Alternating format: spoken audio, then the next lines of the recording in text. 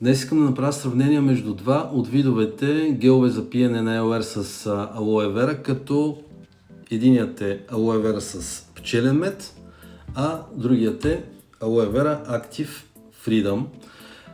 И двата имат много високо съдържание на чист гел от самото растение, от сърцевината на растението, но не са създадени за една и съща цел. Просто са различни. Медът предава много енергия и комфорт на тялото с много мек, много приятен вкус и е подходящ за хора, които искат обща подкрепа за своето благосъстояние и да се чувстват добре всеки ден.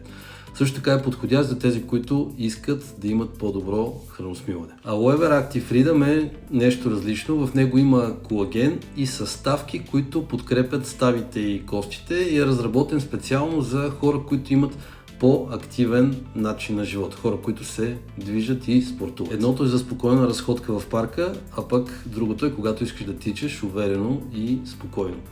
И двете идват от едно и също растение, но целта им е различна. А вие кое алоe бихте предпочели, за ежедневна подкрепа или за подкрепа, когато искате да сте по-активни? Напишете в коментар.